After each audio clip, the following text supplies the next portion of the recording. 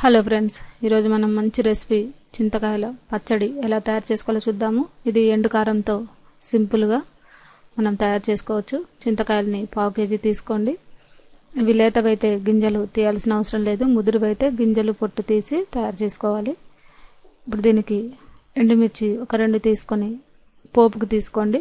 నూనె 1 కప్పు పడుతుంది మనకి. వెల్లుల్లిపాయలు ఒక 4 అయితే సరిపోతుంది. మెంతులు 1 స్పూను, ఆవాలు 1/2 స్పూను, జీలకర్ర 1 స్పూను, కారం పొడి 3 స్పూన్లు తీసుకోండి. ఉప్పు మీ టేస్ట్కు తగ్గట్టు, పసుపు చిటికెడు.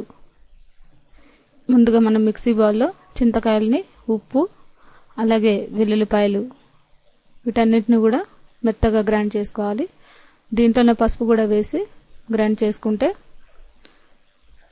బాగుంటుంది. దీంట్లోనే మనం కళాయిలో మెంతులు, జీలకర్ర లైట్గా ఫ్రై చేసుకోవాలి 2 నిమిషాలు.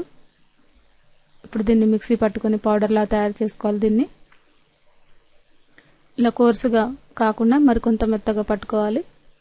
ఇప్పుడు దీంట్లో 3 స్పూన్ల కారం వేసుకోవాలి. చింతకాయ పులుపు బాగా ఉంటుంది కాబట్టి మనకి కారం ఎక్కువగానే పడుతుంది. అంటే మీరు చూసి వేసుకోండి. కారం తక్కువ తినే వాళ్ళు కూడా తక్కువగా వేసుకోవచ్చు. ఇప్పుడు ఈ పచ్చడిని మనం పోపు వేసుకుందాము. ఆయిల్ వేడెక్కిన తర్వాత ఆవాలు, ఎండుమిర్చి, దీంట్లోనే జీలకర్ర కూడా వేసి కరివేపాకు కూడా వేసుకోవచ్చు కావాలంటే. కొద్దిగా ఫ్రై అయిన తర్వాత కొద్దిగా వేగిన తర్వాత ఈ చింతకాయ పచ్చడిని మనం దీంట్లో వేసుకోవాలి. మిక్సీ పట్టుకున్న ఈ మంచి లేత చింతకాయల పచ్చడి ఇప్పుడు మనకి రెడీ అయిపోతుంది. ఇది మనకి వారం రోజుల వరకు నిల్వ ఉంటుంది. దీంట్లో మనం ఎక్కడ వాటర్ వాడలేదు కాబట్టి నిల్వ ఉంటుంది. ఆయిల్ కొద్దిగా ఎక్కువ వేసుకొని దీన్ని పోపు వేసుకుంటే చాలా టేస్టీగా ఉంటుంది. దీంట్లో పులుపు బాగా ఉంటుంది కాబట్టి ఉప్పు కూడా చూసి మనం టేస్ట్కి తగ్గట్టు వేసుకోవాలి. ఇది వేడివేడి రైస్లోకి నెయ్యి వేసుకొని తింటే చాలా టేస్టీగా ఉంటుంది. ఈ చింతకాయల పచ్చడి మీకు నచ్చినట్లయితే లైక్ చేయగలరు.